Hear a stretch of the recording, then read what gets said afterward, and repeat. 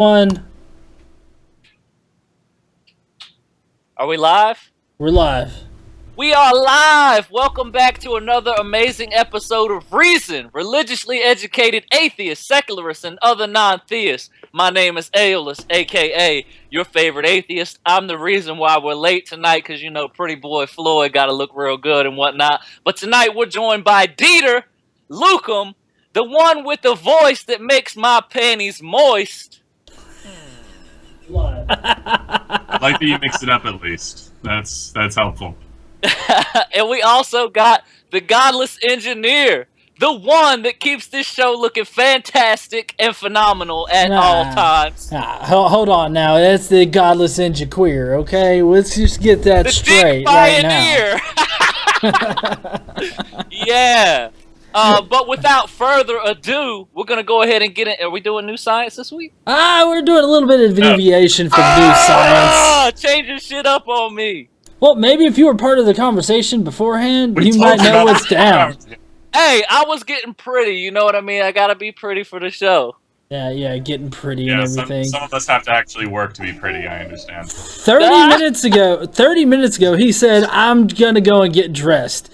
And I was like, I was like, hashtag they fucking, is what I was like. They fucking. Yeah. For real, yo. But okay, so tonight we're doing a little bit of a deviation from new science. We're gonna be doing debunking some bad science. Is what we're gonna be doing. If you guys don't know, I've had run-ins with a particular pastor as of late, called Pastor Greg Locke. He's kind of like Joshua Feuerstein, except he's from the actual South. And he's not, he doesn't look like he's been in and out of Burger Kings all the time. And he's legit, like, trying to build himself up on social media and whatnot by posting content instead of paying for it. Or at least as far as I know. But anyways, he's got this video. And it's rather interesting. So I'm just going to let you guys... It's only 15 seconds long, so I'll let it play. And then we'll talk about it, okay? Let's do it. Hey, wait, why does he just look like there's about to be a problem? What's that? He just kind of looks like we're getting ready to have to address some real shit. Yeah, exactly. But what comes out of his mouth is not going to be that. Hey guys, they tell us that we descended from apes. Really? Then how come apes still have apes and humans still have humans? You see, evolution is not a theory, it's a big fat lie. God made all things, and we are created in God's image for God's glory. Never forget that. Hey guys. Here it comes. The logic bitch slap is getting ready to rain down on your ass. Come on, let's kill him. Can we kill him now? Can we kill him, please? Let the record show that Aeolus wants to spank his ass. I will do it, okay? Moving along. Okay. Who wants to start? I mean, this is like such a generic... We're apes! We're all fucking apes, man! Well, yeah, Let the record exactly. show that Aeolus is fucking apes. Oh, this is a good day. No, but yes, he is correct. We are, by definition, apes. So, of course, we're going to give birth to more apes. That's how the thing's biology works. Well, yeah, exactly. But for some reason, that's a little hard for him. I don't know why. I think, okay, so to go more deeply into the science, like, we all know what cladistics is. Like, it's the study of actually clades, the whole tree of life, that whole deal, that's cladistics. Yeah, okay. Like, as far as cladistics go, you are forever the things that you branched from originally. Like, we go all the way back, we are eukaryotic. We are always going to be eukaryotic. That original branch that we branched from, we are always that characteristic. And it continues to go down, like things...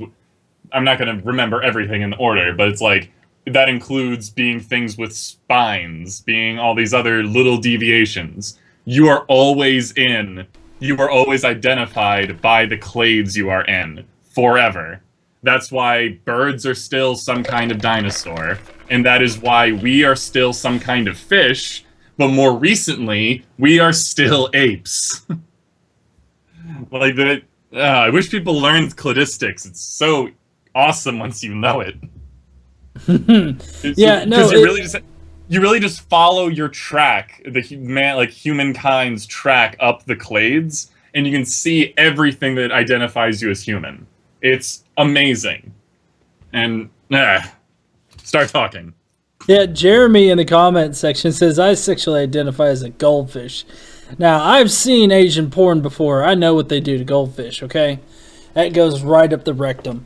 But, no, yeah, this basically is a different version of, you know, if humans come from monkeys, why they still be monkeys? And, you know, it's... If you watch the Ken Ham, Bill Nye debate, Bill Nye pointed out that in order for the creationist point of view to be correct, there would have had to have been such an explosion of new species that, like, quite literally, like, animals would have been pooping out other animals like 11 times a day. Like just 11 times a day, they would shit out a completely new animal, and it would be perfect for whatever environment that it was in. And so it makes no sense. But for Greg Locke here to go out of his way to say, well, apes still have apes and humans still have humans, I mean, that's a lot like saying, well, 1 + 1 = 2. 1.5 + a half = 2. It's because he's saying the same goddamn thing. And it's ridiculous how people can be this stupid. I mean, that just because we look different from... Huh? No, it's not... sorry, it's not even being stupid. It's just being so ignorant of the subject that you don't even understand while forming the question or the statement, whatever it is. He doesn't even understand that what he's saying is ridiculous. Like, that's how little he knows about the subject. Well, and I mean, in today's age of information, I mean, it's so easy to actually go out there and find it, that it's ridiculous for you to remain... Like, this is willful stupidity, in my opinion. Like, you're willfully staying stupid. And thinking that you're correct. Yep. That's a huge one, that he can never be wrong when everything that came out of his mouth was pure and utter bullshit. People like Greg Locke here and like Brian Fisher, who's another person that we could look at a video of, both of them are like in first place for the Dunning-Kruger Championship. I mean, if there was ever a contest for who could win the Dunning-Kruger Award, these people would be at the front of the line. Like, they're seriously fighting over it at this point. Now you look at here. Humans is gonna have humans, and apes is gonna have apes. I ain't never. I would love to talk to him in person to just be like, do you realize it's going to actually take me 10 minutes to explain to you why your question is stupid? Like, that's how wrong you are. Well, now hold on. I learned in college there's no stupid questions. Oh wait, no, that was high school. College taught me that there are stupid questions. Yeah, you learned that the first day. No, you see, like, no. You see, I would totally. I agree with that philosophy, like that there are no stupid questions, but that only comes from people who are actually trying to learn. Exactly. And then they make a stupid mistake and ask a stupid question. That's fine. He doesn't seem like he actually wants to learn. He just wants to repeat the same stuff and presumably hear himself talk. Exactly. Let's see. There's Brian Fisher too. It's only about a minute long for him. Oh dear. Oh dear. Okay. Can we just yell pause every 8 seconds? Yeah, no, get this right. Okay, just watch, all right? Scientist or whatever, but you know, I have read. He said, "I'm not a scientist or whatever." Yeah, that's usually followed by something spectacular. Yeah, Good start. Yeah, that reptiles continue to grow until they die. Yeah, I've heard that too. So you think about the pre-flood Earth. Mm-hmm. I mean, you got people living 969 years. No reason to doubt that, ladies and gentlemen. Do not doubt this book. Methuselah Don't doubt it. Do not doubt this book. Don't doubt that shit. 960 years. Look yourself in the mirror, okay? Fucking 960 years. But they say the Earth is only 6,000 years old. Well, now come on, that's just using common sense Bible math. I mean, that's all you got to do is count up the generations. You count up the generations, and then you count up how long they lived, and then boom, you got 6,000 years. I mean, that's all. I mean, I don't see the problem with that. Let's see what all this is about, though. 169 years he lived. So longevity, obviously, for all living things, was much greater before the flood. So you think about a lizard. I mean, here's a lizard living for 200 years. Yeah. What if you had this same lizard living for 1,000 years, right? Continuing to grow. You imagine the size that he would be. Are you saying that maybe that's where dinosaurs came from? Yeah, I'm thinking. He is literally saying that dinosaurs are just thousands of years old lizards that have lived for that long and have gotten that big. So, like, there's a couple of animals that are good examples of what he's trying to say. Like, I want to say lobsters and a bunch of kinds of insects. Like, insects can grow to be pretty freaking gigantic, and lobsters apparently can grow to be pretty damn large. The thing is, what limits their size has a lot to do with their environment, which includes things like the concentration of oxygen and whatever atmosphere in the water, as well as the predation. Like, you die from other things than just old age. Lizards would never live to be 1,000 because they trip over themselves and die before then. Like, this is just stupid. Well, and also, it's not sustainable. Like, you wouldn't be able to... Like, if there was bajillions of children over the course of this reproductively active giant lizard, then there would just be so many giant lizards, there wouldn't be food in it anymore. Like, things have to die so other things can live. That's how the world works.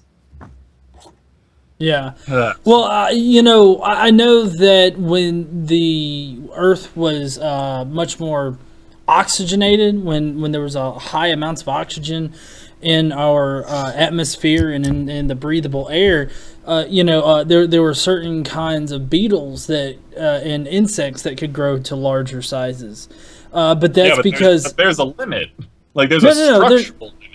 No. There is, like, because like the amount of oxygen in the air was proportional to how big the bugs could get. I'm not talking about, like, you know, huge bugs. I'm not even saying that. I'm saying, like, there's a reason, you know, the old sci-fi movies, like the really old ones with the ant that gets like the size of a house. That's impossible. Yeah. There's like a structural limit to how big these animals can get because they don't have bones. Right. Right, and even if you have bones, there's a structural limit to how much the bones can support. I agree. That's why, like, the blue whale is larger than any dinosaur I've ever found. Because the blue whale can float. Well, right, because it's in that nearly weightless kind of environment to where it can actually move. I mean, am I the only one? I mean, I just gotta say this: that when I see Brian Fisher, like, my IQ just immediately starts dropping. It's like I know he's getting ready to say something really fucking dumb. I feel like mine goes up what he can spout off in 30 seconds, it takes me like 30 minutes to correct it. Welcome to our lives, Ellis. Yeah, but I guess Dieter gets that a lot since he does the Josh Feuerstein debunking. Oh, never again. You're so courageous, Dieter. You're so courageous. I say that now, but of course it's going to happen again. You deserve to be praised. Praise me, Internet. Apparently I deserve it. Let's see, Brian, he's got a little bit more to say here, so let's see what he's got. And that could be the explanation for dinosaurs. They were just like reptiles that just like grew for 1,000 years, kept growing. Exactly, Brian. Exactly. It's, you know... What kept them alive that entire time? Well, God. God kept them alive. I forgot. There was no death yet. Are we still in the garden? There was no death, okay? He lived for thousands of years. So did Adam and Eve, but that wasn't recorded. I don't think that's registering for them when they're like, yeah, these dinosaurs lived thousands of years, but the world is only 6,000 years old. I don't think it's registering. All the dinosaurs were born, lived for 1,000 years. No, they all died. Okay, no, but yeah, now listen up. Dynamics doesn't happen. Okay, now listen up. I am no scientismist or whatever's, all right, but I think he's spot on with this little theory here. And now, you know how we can know that he's correct? I think you need your shades for this statement. If you call it a theory again, them's fighting words. Them's fighting words. I don't know where my shades are. I lost them. But no, listen, okay? It's just, I mean, there's no reason to doubt the book. I mean, it's a book. It was written by people that fuck goats, but you know. Like actively giggle when he said that, because he was like, "Okay, so we know this guy was 900 years old," and I'm just like, "How do you know that?" Well, no, yeah, Let's just start there and tell me how you know that. No, he covers himself. He goes, "Now listen, don't question the book. It says he lived 900 years." Don't question the book. I got the book right here. It's got all the. It's like having a math book, and then you turn to the back and you see the answers. Well, this is the back part of that book. Okay, that's what that is. I want to see the back of the Bible that gives all the important answers. On the back of the Bible. That part. It's called "Only Listen to What Your Preacher Says." He'll give you all the facts. Yeah. I mean, if I learned, look, if there's one thing I learned from watching Saving Christmas this past Christmas holiday war on Christmas season, it was that you have to listen to the right people. And if you don't, then you're going to be led astray. Satan will lead you astray.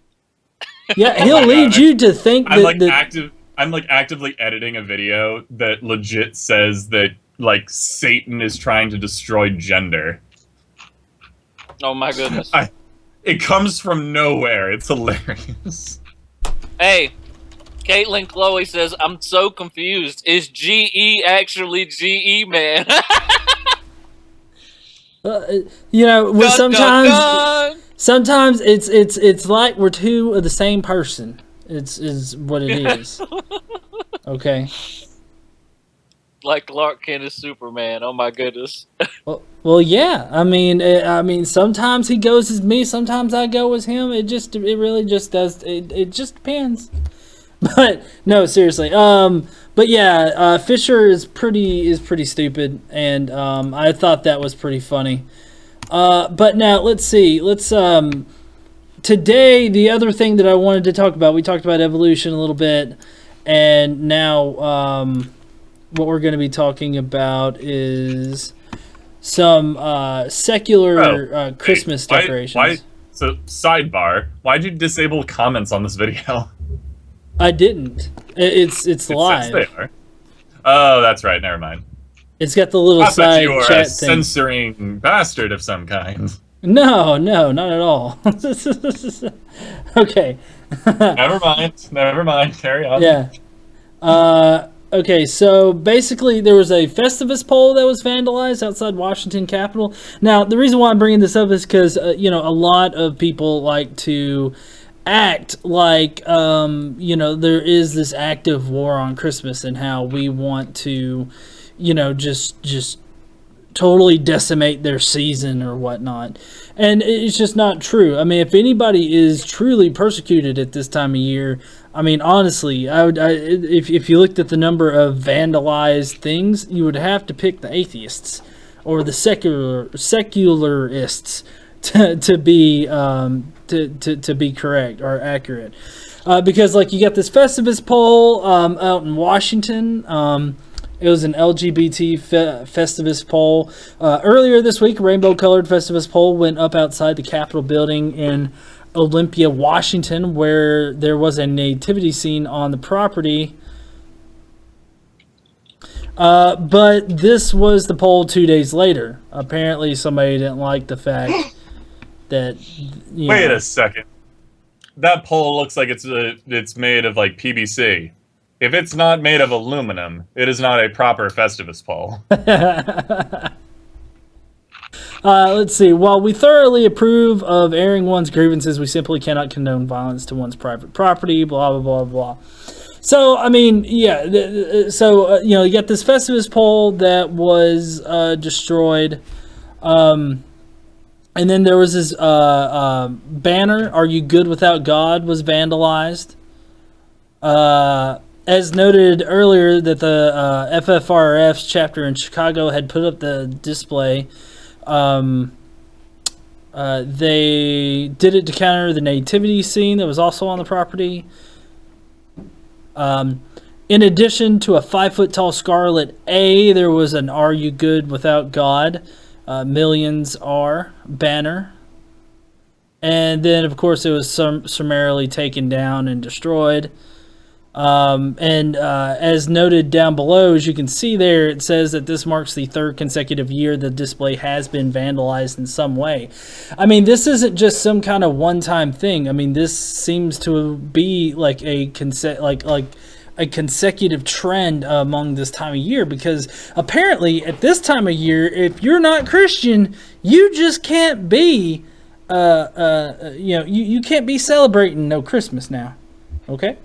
That's just what this. That's what it says. That's what all this says. And then there was another banner vandalized in Boston, a Reasons Greetings one, and it was sliced up right down the middle, real good like. How did do that? Huh? How did they even do that? That's very clean cut. Well, yeah. My guess is that they had some box cutters. Oh, I guess that's fine.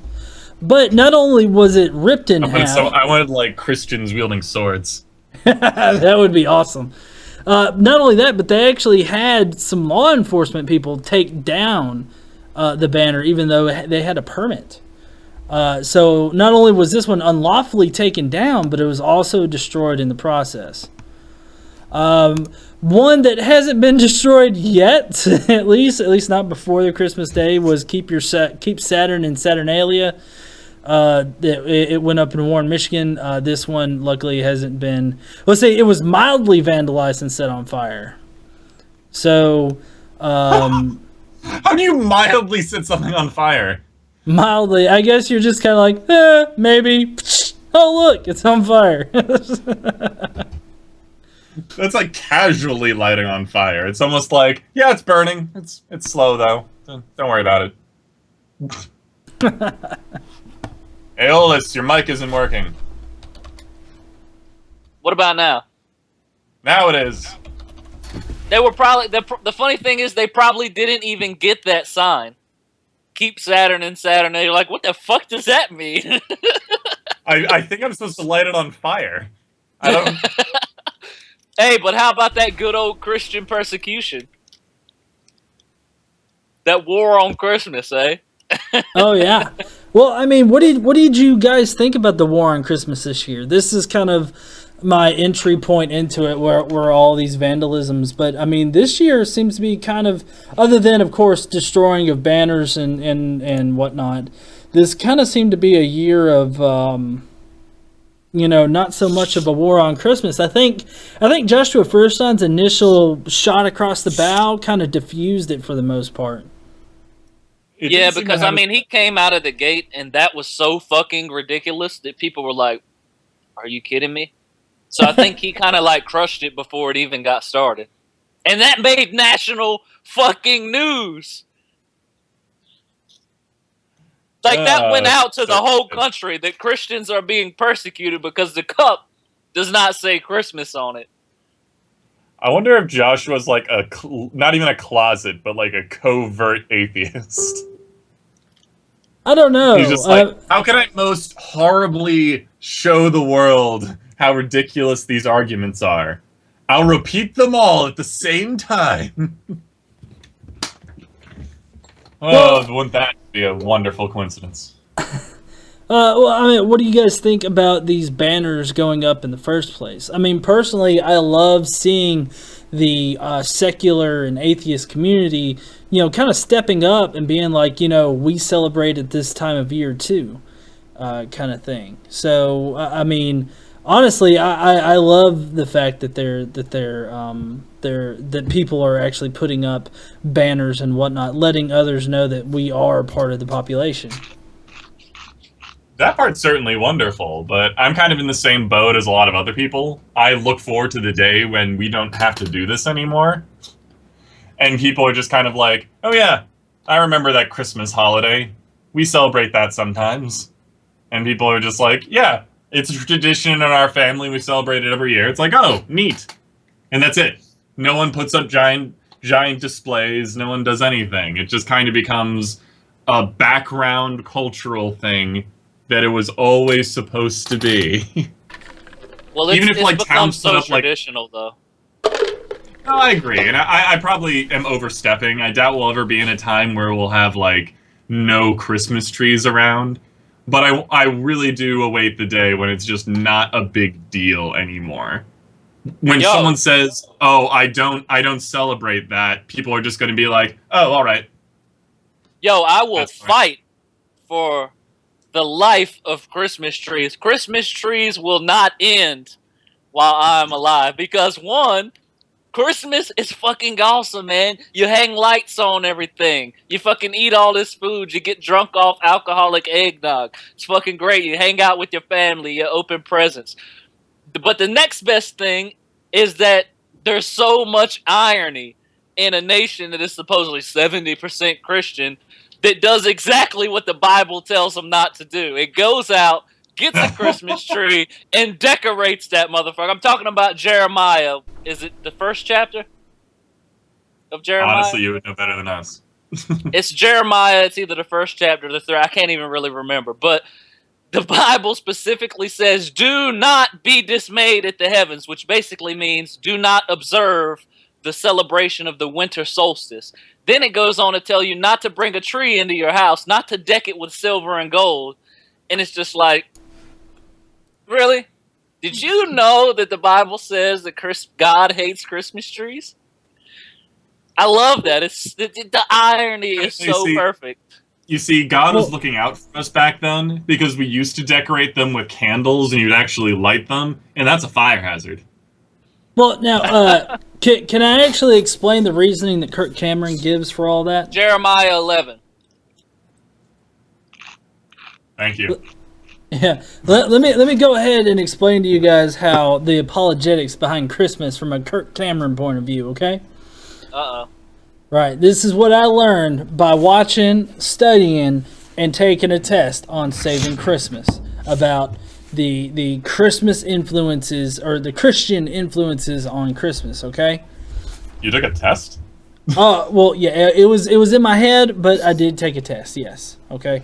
So, now, listen. All right, so the star, of course, is like the star that shone upon Jesus when he was born, right?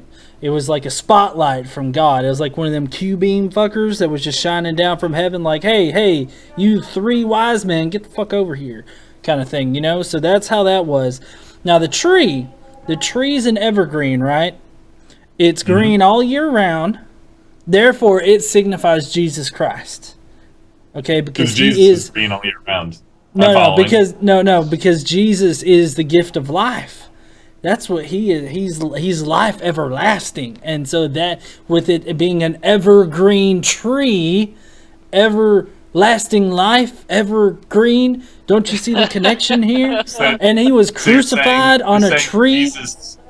Jesus sheds all of his needles on a regular basis, and that's why he stays green. No, they're not needles, they're nails. Get it right.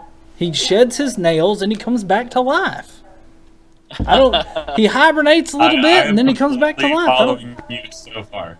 Okay, well, this is now. Listen, this is Kirk Cameron, and you don't need to question the Cameron. Okay, so, anyways, the presence represents the skyline, like of Bethlehem, and so that's what that's about.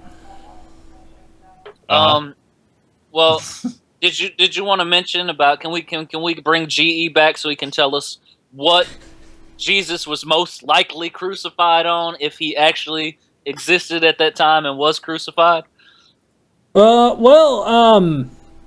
I don't know. Most likely, I mean, he was just crucified on. I can't remember the type of tree that was in that area. I guarantee it wasn't a pine tree, though. But you know, I mean, what? Pine really soft wood. Wouldn't that be a poor thing to use? Yes, it would be. He'd probably just snap that. You ever seen that picture where Jesus is like snapping that shit? That was their first attempt when they tried to crucify him to a pine. I like to point out that I do not condone crucifixion and have no desire to make it a more effective means of execution. Hey, you know, on Easter there is actually this one set of Christians that reenacts reenacts a crucifixion, like driving nails into somebody's hands and wrists and whatnot. Decision. Huh? That's a poor decision. Yeah, it is. And I mean, they completely crucify him and everything. It's like the best way to get close to God or something. I don't know. Jeremy says he was crucified on a fig tree for irony. God hates figs. Yeah, he does. You need like 10 fig trees. Seriously. Again, I do not condone this behavior. Wait. Why am I trying to improve on You it? speak for yourself, okay? Because if any government is willing to give me a contract to crucify motherfuckers, I will gladly accept it. Send me your worst of society. Your child molesters, your fucking serial rapists and serial I do killers. not Send condone them this activity. to me. I will do it, okay? 100,000 a year is my contract. Just pay me that tax-free. I will fuck some shit up. We just found out that God works out will kill people for $100,000. I will. We're learning so much about Contact it. via Craigslist. Keep that on the low. You just said it to the internet. Somebody make a meme out of that, yo. It'd be great. Anyway, moving on. You need to like standing there dramatically with your arms crossed to be like, this guy will kill someone for $100,000. Yeah, the pink hat is throwing me.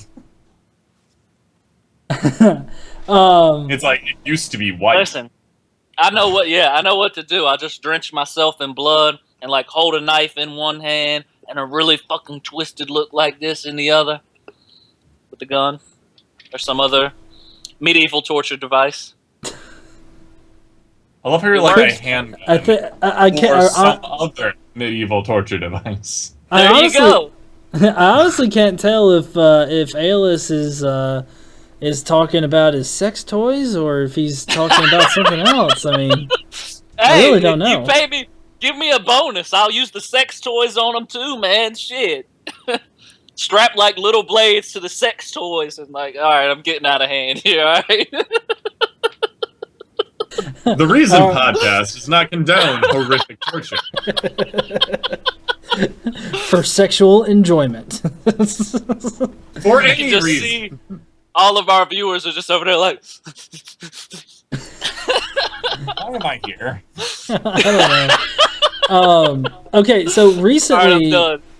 let's see. Recently, if I can find it real quick,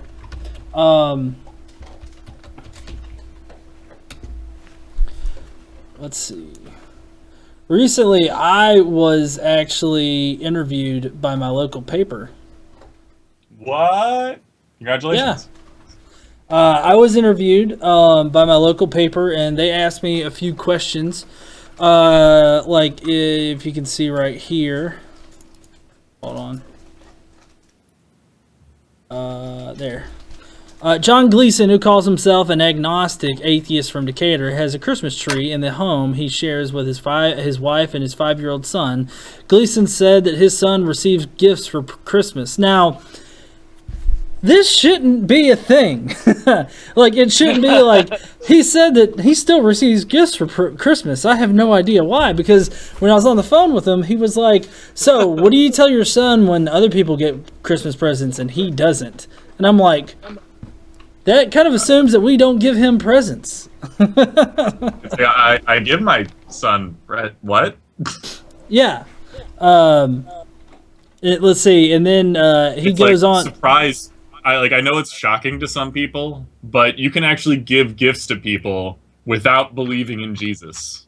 No, not without believing. You gotta believe in Jesus in order to be a good person and give people gifts now, Dieter. Yeah, it goes on here. He has a tree. Gleason said he did believe in Santa Claus, but we told him that Santa Claus doesn't exist, and he is fine with that. He still sits on Santa's lap and has fun with it.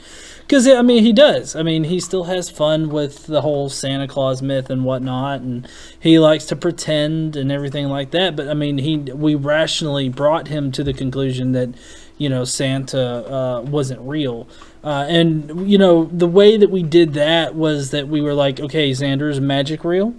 And he was like, well, no. It's like, well, think about Santa. And, how does he get around, everywhere in one night? How does he get through the chimney and all this other stuff? And he was like, well, magic. It's like, well, is magic real? And it's like, well, no. And so we kind of led him there naturally about it. The Moral is asking about the link for the interview. It's not a video interview. It was a phone interview, and it's just this article here. I'll be sure to have it in the description before we head out here.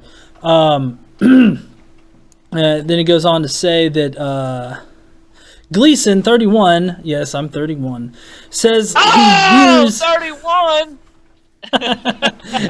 said he views Christmas as an American tradition.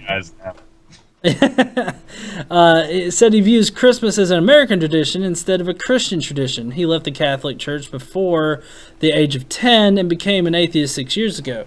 So, I mean, how do you guys feel about that? Do you think that Christmas has become more of an American tradition, or do you think that it's still a highly religious one? What do you guys think about that? I wouldn't even say it's an American tradition. I think it's just a secular one. Because, I mean, other countries celebrate Christmas, G. Well, no, I know, and that was the one thing out of this whole interview that I kind of went back on, that I was like, well, I said American, but it's really a global thing, because I know that people of other countries, celebrate it, but I was in more of because he had me in the mindset of, me at this time of year, and I feel like the kind of Christmas that we celebrate is really just become an American tradition. The way that we celebrate it and whatnot. Because I don't know if there's like Black Friday sales that's part of the holiday season over in other countries where you pretty much bring a knife to Walmart, you stab a motherfucker for a TV. Isn't that more of a Thanksgiving thing? That's Black Friday. Well, no, I know. I said holiday season. I was going to say, I think you did okay. I think, it makes sense to say that Christmas is an American tradition instead of a Christian tradition. I've been pointing out for a really long time that even when I was a Christian, that Christmas is about what you do and not actually what you believe. And if you add up all the things that you do, decking the halls, decorating the house, cooking this big meal, spending all this time with family, giving out presents, decorating a tree, singing songs and having a really good time. Is Jesus in that motherfucker anywhere? No, he's not, because that's not what Christmas is about. I forget who it was, but somebody a few years ago did a survey, and I know it's a survey, so whatever. Question it as much as you like. And it was the top 10 things or something. It was the top 20 things you like about Christmas. And I think Jesus wasn't even in the top 5 or the top 10. I'd be surprised if he was in the top 20. It's regardless of the actual numbers, it's not a big priority in most people that celebrate the holiday. That's what we seem to figure out at this point. Which I'm not terribly surprised. I mean, I went to, last year, I went to a religious member of my family's household. Now, these people are all pastors. And so, we were a little worried about going over there or whatever. But the thing is that nothing that they can do really is inserting the religiosity into the holiday. The only thing that they did was we went on for 2 or 3 hours, eating, having a good time. And then at the end, the last 10 minutes, they had to remind us what Christmas was all about. Now, everything you did today, we just want to remind you that it's all about Jesus. And I'm just like, yeah, okay. It's like, if you didn't tell me, I wouldn't have remembered. We would have never, any person who knew nothing about Christmas and nothing about Jesus, if you didn't do that little spiel at the end, they'd have no fucking idea who Jesus was. I agree. It's almost irrelevant to this point. It is. So I'm kind of with G on this. It's more of an, even though other countries celebrate it, it's more of an American tradition than a Christian tradition. Yeah, and I mean, I just specifying that it's the way that we celebrate it here in this country. It's more of an American tradition, because every country, every demographic, or not demographic, but every culture. That's the word I was looking for. Every culture is going to celebrate it differently. I guess I was just speaking more to at home here, but to kind of progress on a little bit. I go on to say that they try to paint a picture of Christianity under attack. Gleason said of the Christian reaction to complaints about religious displays on government property. And that's all they try to do really at this time of year. I mean, whenever, even if we're not trying to get like a nativity scene taken down off of a courthouse, because I know a lot of people have just given up on that a little bit. And they've started just putting up their own displays, like, okay, if they can have it, then we can have it. Well, that is still, they still take that as Christianity under attack, and I think that that's really ridiculous. And other people that he interviewed of different faiths believe the same thing. So I'm just kind of curious, how do you guys feel about that? Like, when they, the fact that they scream persecution, even when we're not actively trying to do anything with them, we're just trying to be treated the same.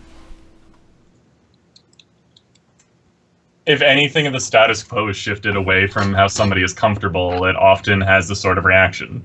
And this can be with any group of people. I'm not saying it's specific towards Christians, but it's kind of like, hey, you know that thing that you love and has been part of your life every year since you were born? Yeah, we're going to have to ask you to be a little more quiet about it, because it's not really fair to everyone else. And they're... if you have that on any subject, the person that you're talking to is probably going to feel some way about that. I mean, overall here, I basically can agree with what you said, and I think that I gotta give you your props here. You went about it in like the right way. You know what I mean? Like, not attacking, but kind of like subtly, like putting this comment in there and then making them think about what you actually said. Yeah. Moose Gal in the comments said, didn't we change the day of Jesus' birth to accommodate the winter solstice?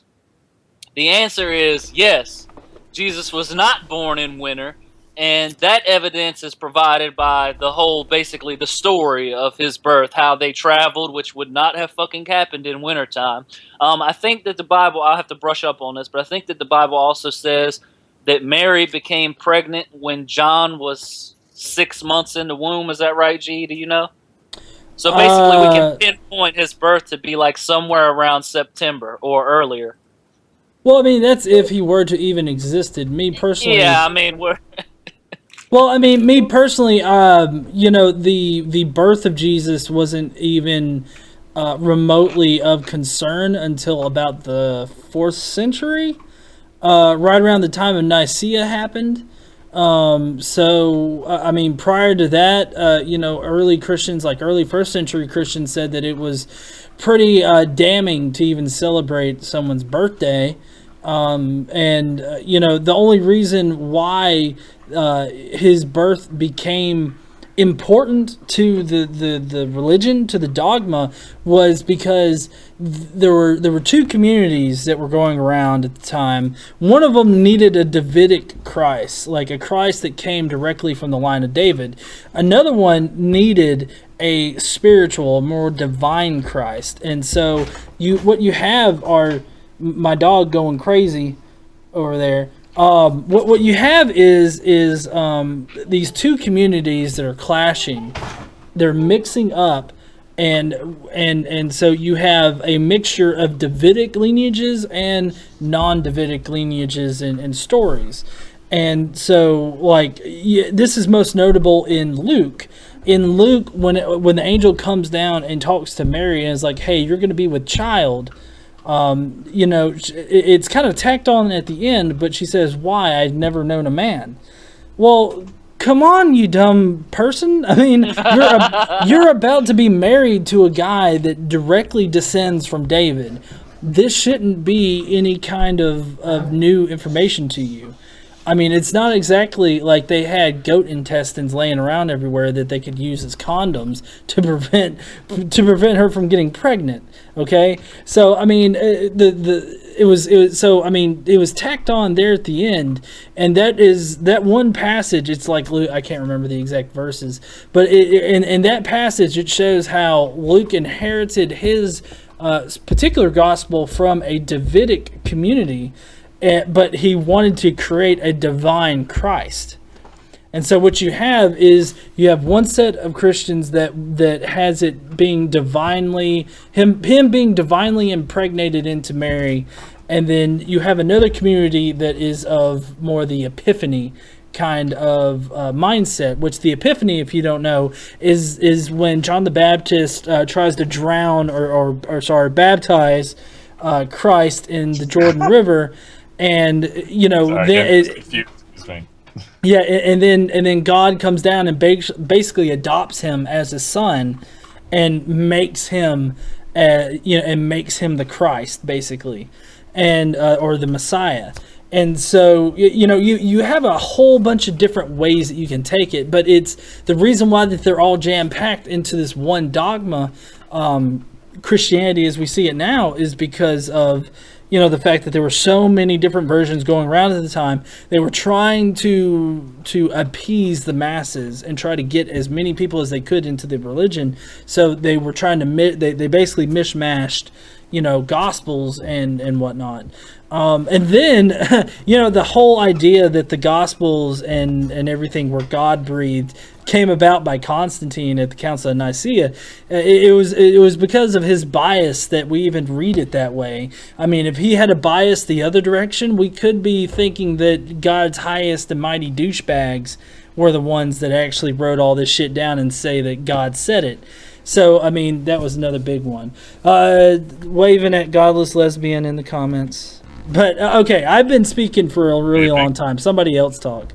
I didn't even know what you were talking about. I got distracted. Oh, thanks. I did too, because I was trying to prove the point that Jesus wasn't born in December. Based on the biblical perspective. Yeah. Okay. Shout out to the 32 motherfuckers watching, okay? You motherfuckers are the MVP. Yeah. Thank you, everybody, for showing up and watching Reason tonight. Well, we're kind of tailing off here on Christmas 2015. I know I had a great Christmas. My son, he got this dinosaur like paleontology set that we worked on this afternoon, and we chiseled our way through some rock, which was like plaster, I think it was what it was, but we chiseled our way through it. And that's awesome. So, yeah, we built ourselves a T-Rex. What does our paleo-biomechanist have to say about that? Our resident paleo-biomechanist. No, I think that just sounds awesome. Like, did you post a video about that earlier? Because I think I saw doing that.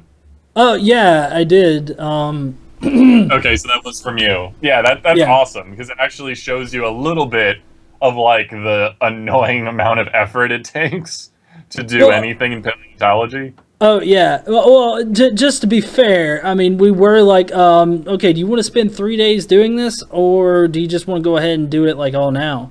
And Xander was like, let's do it all now. So we got a hammer, and we just used the chisel, and we just chiseled around all the plaster instead of doing it like it was telling us to do. I see. If you want to be way more accurate, you have to make the bones also out of plaster. Well, you're doing some real paleontology. Yeah. Well, then again, I mean, he's a 5-year-old, so you got to think 5-year-old, span or attention span. Excuses is what I'm hearing. Hey, Skepticism Inc. This is his first time catching this, or her first time. I'm not sure of the gender thing. Anyways, So yeah. Hi, skepticism. Hello, skepticism. Whoop, whoop, Fancy whoop. seeing you here, you know. We love concept skepticism. and I keep my skepticism under my pillow. I do not want to is that know so which. All right. Oh man, I'm having way too much fun. So, is there anything else that you guys want to say to round out our discussion on Christmas this year? Either your own personal take on Christmas in general, on Santa, on the war on Christmas, anything like that? Sure. It seems like the general trend of the overzealous war on Christmas, I'm probably speaking too soon, and am sure to be corrected next year. It seems to be slightly less intense than usual. I don't know if this counts as a victory or just social trend and it just happens, but whatever. I'll enjoy it while it lasts. As far as Christmas as a holiday, have fun. I don't really put too much stock in holidays to begin with.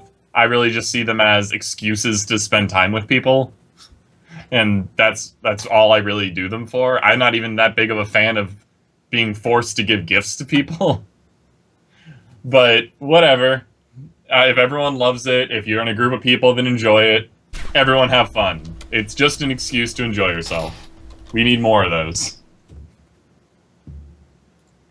I would say, Christmas really stems from the winter solstice celebration, which was all about spending time with your loved ones before winter occurred, right? Because, back in the day, we didn't fucking live that long. If you were elderly, if you had any physical deformity, if you were on the shit end of evolution, you probably weren't going to make it past winter solstice. You were probably going to fucking die in the winter.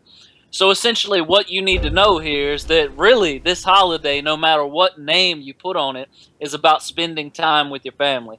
And that's really what you should do. And I would advocate doing that even if they are religious, because time spent with the only people that you have a real intimate connection with on this planet is priceless. And, the true epitome of our existence is human connection. And so don't forget about that. And don't allow the difference in your views or beliefs to prevent you from spending time with your family, even though it happens the other way around, because we're atheists, they disown us or don't want to spend time with us. We have to make that conscious effort to do what they don't think that we're going to do, because they already have this negative association or negative connotation that is associated with us.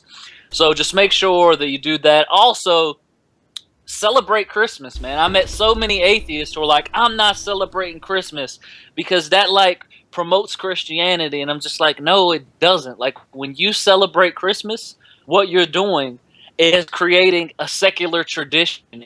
And what it does is when you explain that to someone as an atheist, like why you're celebrating Christmas, because some people really don't get it. They think it's a Christian holiday. They think it's about Jesus until you break it down for them. Then they really understand it, like, whoa, Christmas is not actually a Christian holiday. So keep up that good fight. Make sure you keep, educating people about this and fucking celebrate Christmas, man. Christmas is fucking great. Lights, decking the halls, kissing under the mistletoe, and alcoholic eggnog. I mean, I don't fucking know what's better than that, man. Merry Christmas and Happy New Year's, motherfuckers. All right, New Year's happening soon. I probably should do something with that. Yeah. I had a great Christmas this year. I mean, I'm honestly, last year it seemed to be full of a bunch of Bill O'Reilly. Like, last year, that's what I remember the most, is Bill O'Reilly just everywhere talking about the war on Christmas and everything. This year I really didn't hear that much about it, like from Bill O'Reilly himself. I just don't know what it might have been. So I mean, this year I guess I was a little disappointed in the amount of butthurt from the Christian side. I wish there was a little bit more. I wish there was a little bit less destruction. with the signs. I'm glad that more signs have seemed to have gone up this year, or at least more of them are getting more attention. And hopefully, maybe one will spring up around here. I don't know. Around here though, a lot of people seem to be a little bit more reasonable about their Christmas celebrations and whatnot. They still slip in there a couple of times. They just like to get that tip in. Just let me put that tip in. We just got to make sure we don't get the whole shaft. Just let me put the head in, guh. Yeah, I know, right? Just a tip. Just a tip. I have never said that before. That's because it's a lie when you say it. Oh my goodness. Sorry. No, that's fine.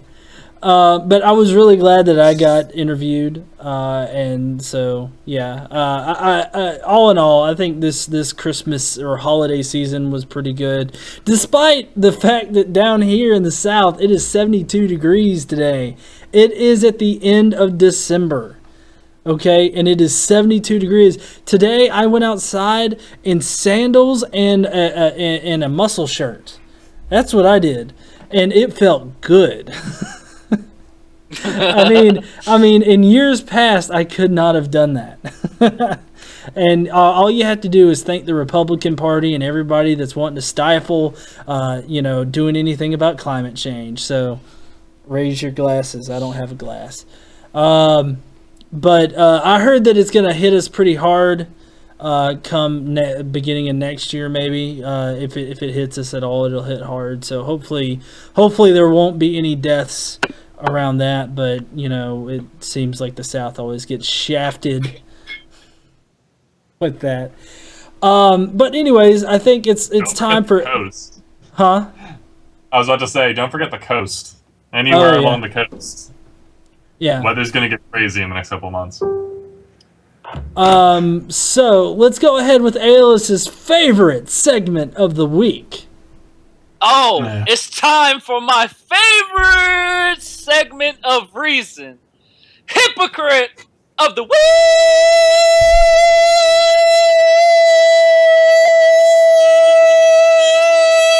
Sorry, I had to do it because we missed a whole month of the Reason live show, so I had to do it. Immaculate Knowledge says, screw you, GE. I guess for the warm weather. This week, let's see. Let me recap this because I couldn't get the regular desktop.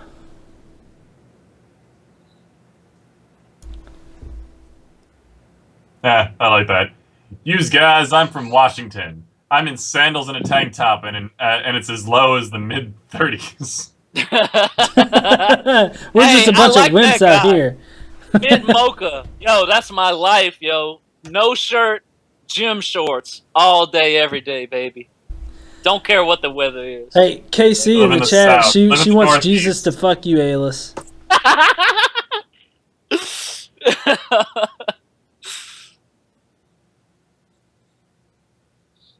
Okay, so Pulse of Defiance in headphones. Time for pancakes. I know, right? All right, so Wayne County pastor admits to sexually abusing children. Buckatuna, Mississippi. A Wayne County pastor is facing multiple charges of sexual abuse of a minor. Pastor Tommy Joe Newberry was arrested last week in Washington County, Alabama. Washington County, Alabama, dang. That's hitting close to home there, buddy. He is charged with enticing a minor child and 2 counts of sexual abuse and sodomy, according to Washington County Sheriff Richard Stringer. Newberry is listed as the pastor of Roy Creek Church of God in Buckatuna, according to the church's website. Stringer said said the crimes happened at Newberry's home in Alabama, one of which spanned over several years, according to Stringer. Authorities arrested Newberry after a victim came forward. Stringer said Newberry admitted to sexually abusing 6 victims. Those victims were between the ages of 11 and 15 and were members of Newberry's congregation. Stringer said Newberry was also the director of a youth camp in Alabama. According to Stringer, there is no evidence any boys at the camp were violated. Newberry is out on bail, out on $36,000 bail. Part of the conditions of his bond is that he's not allowed to contact the victims, their families, or allowed inside the church. Okay. Another condition of that is that he should not have any interaction with children. I don't know why the judge failed on that part, but he should not be in the vicinity of any daycare, any youth group, or any children whatsoever. Just to make that clear. I also wanted to comment on the fucking name of the town, man. Buckatuna. Buckatuna? I so really, fucked that up. It's probably... I'm not making light of this situation, but that town name, like, come on, man. It rose an eyebrow on me as well. That was kind of... Well, now, hold on now. We got a Hollywood out here in Alabama, too. Okay? Don't think that we're all backwoods Buckatuna people. I did want to say, like, okay, it's good, like, in this situation where we have a guy, like, the situation is terrible, but he's confessed to the crimes or whatever, so we definitely know that he did it. There's, like, no question. You know, he's gonna be punished for this. He's admitted to sexually abusing 6 fucking victims. The victims were between the ages of 11 to 15. I hope this judge has some fucking sense and puts this guy away for life, man. You just fucking damaged 6 people that you're admitting to. We don't know how many other fucking victims there were. So there's no evidence of any boys at the camp. We don't fucking know that, man. This guy is obviously a repeat offender. He's admitted to 6 victims. We know in our experience of doing segment of the show that these motherfuckers are repeat offenders and they keep doing what they do until they get caught and go to jail. And then in some cases where we've reported on people, they get out and do it again. So you know what? The judge, somebody tell this judge to throw the fucking book at this guy for psychologically damaging 6 people that he has admitted to for life. You potentially ruined these children's lives. Throw the book at this guy. That's all I have to say. Yeah. Life in prison. Rebecca Elliott in the comment section said that it is sad because predators get into positions of power over children like that and no one seems to recognize till too late. Well, yeah, you see, in my opinion, you know, people like this are drawn to these positions of power. And, you know, I think that the reason why religion probably has the most that are drawn to those positions is because of the reverence that we have for religion in our country. You know, we don't want to think that the pastor's fucking our kids in the back. I mean, we don't want to think that, you know, someone that we put that much innate trust in is going to use it to their own advantage, to their sick, you know, advantage. And, you know, it really baffles me how when people learn of these transgressions, because there are instances that have been recorded of people, you know, finding out about these types of situations and talking to them about it and them being like, well, I've talked to God, I'm working with God to control my issues, and they leave it up to God. Like, that's one of the biggest things is that they say, well, we leave it up to God, or I'm going to leave it up to God, or I've talked to God, or this is something between me and God. And it just seems like so many people do that. And I think that is one of the biggest reasons why, you know, people are allowed to get into these positions and assault so many children, you know, over the course of a number of years. So it just pains me that there are people out there that don't, you know, that don't use skepticism, that don't use their own critical thinking skills in order to be like, he's spending a little bit too much private prayer time with my son Billy, you know, kind of thing. So we might have a lot of new viewers. I noticed our number's pretty high, like tonight. So I wanted to go ahead and do a spiel that I usually did on the show before, which is, okay, okay, why do we do this? Okay, this needs to be exposed. The whole reason that we do Hypocrite of the Week is because this thing needs to be exposed. I don't know if you guys know, I get a fucking Google alert every day that alerts me of the pastors that are doing shit like this. And the reason why is because we started this segment of the show. What I found out really fucking quickly is that if we did this show every fucking day, and I did a Hypocrite every fucking day, we still wouldn't cover all of these child molesters and pastors who are taking advantage of people in their community. Okay? And these people, you know, why do we single out these people? Because they are supposedly the moral representatives of the community. People look to these people for guidance. They put them up on a pedestal. And what they're doing is taking advantage of that power, abusing that power, and harming people in the process, then using the religion to get away with it. This is a huge problem, and if you're new to the show, you can go back and watch our Hypocrite of the Week playlist. If this is episode 47, we have at least 40 fucking Hypocrites of the Week at this point.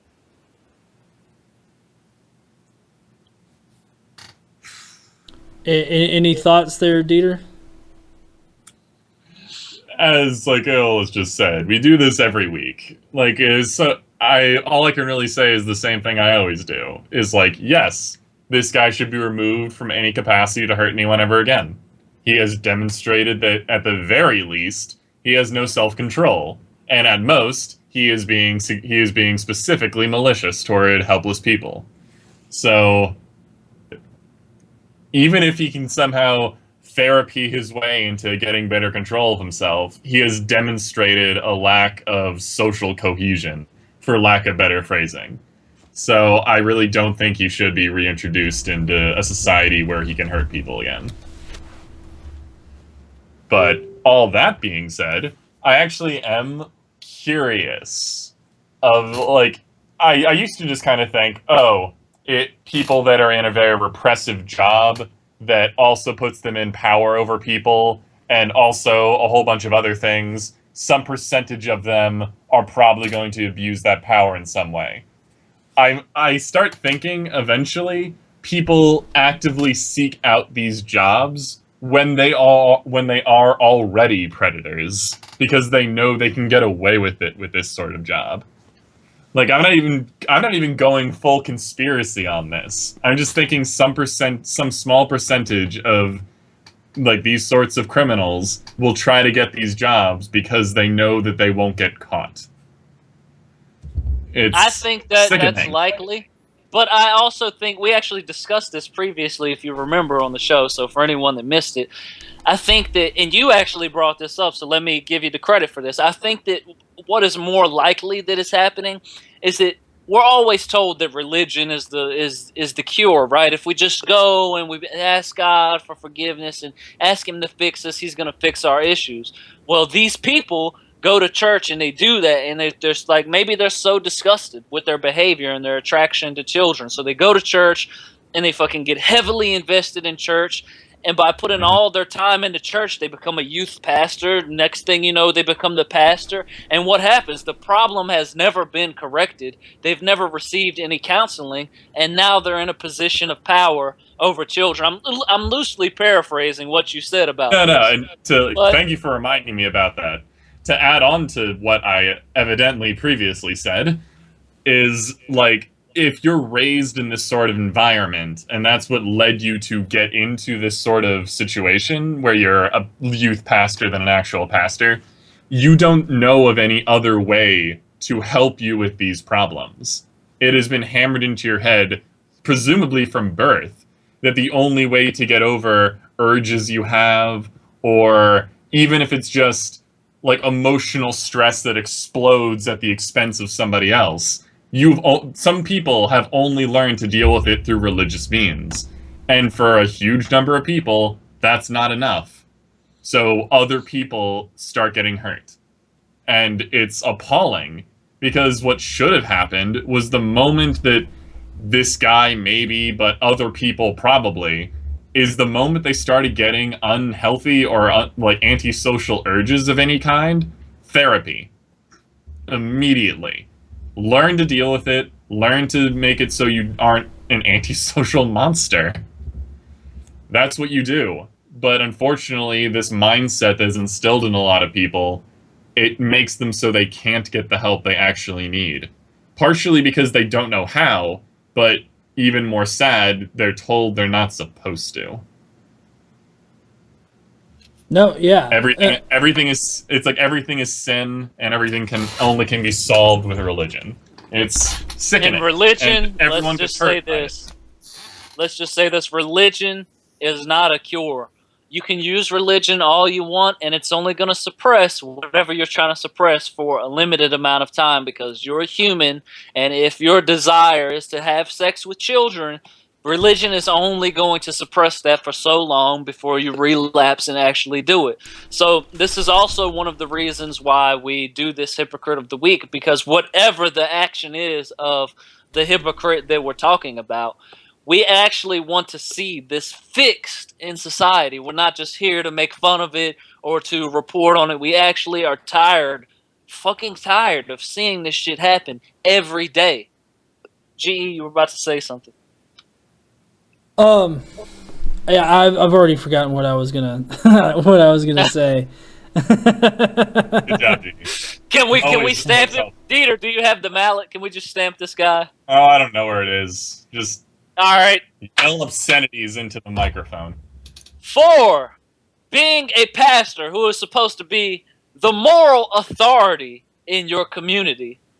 For also being a director of a youth camp in Alabama, because that means you were putting yourself in more positions of power over children, whether you did that knowingly or unknowingly, for ruining the lives of at least 6 children that you have admitted to. We're going to stamp you with Hypocrite of the Week. I hope the fucking judge throws the book at you. I hope you fucking go to jail for life. I also hope that you get help for this problem that you have. But regardless of that, Hypocrite of the Week. Yep. And that is it. If we're lucky. Oh, sorry. No, if you we're go ahead. If we're lucky, we'll get to a point where people will actually seek help before they end up lashing out at others. Hopefully. Oh, what a day that'll be. Yeah. Well, that is it for Reason this week. This is a bi-weekly show. That doesn't mean twice a week. That means every other week. Where we, discuss some current news event.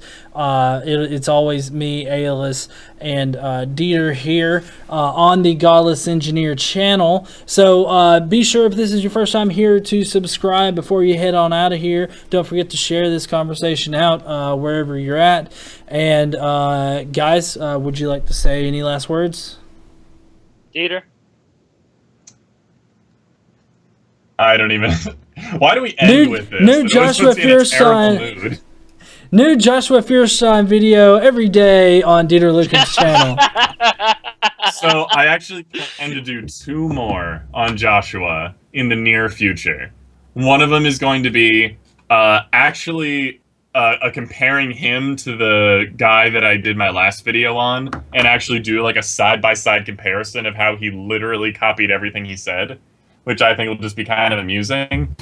And the other one is, prepare yourselves. I'm going to defend Joshua Fierstein.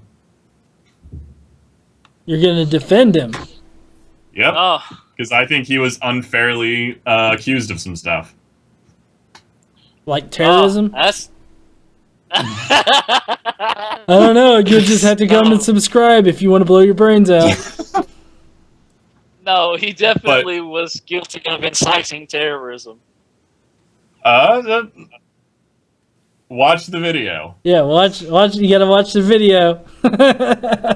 We will watch the video. I just want to say thank you to everybody that stopped by to watch, because we really enjoy your company, and we really enjoy the fact that we're able to entertain you with our nonsense every other Sunday night. Also, I would like to say, may reason forever outweigh religious stupidity. All right. Thank you all. Bye. I love you, bitches. Mwah.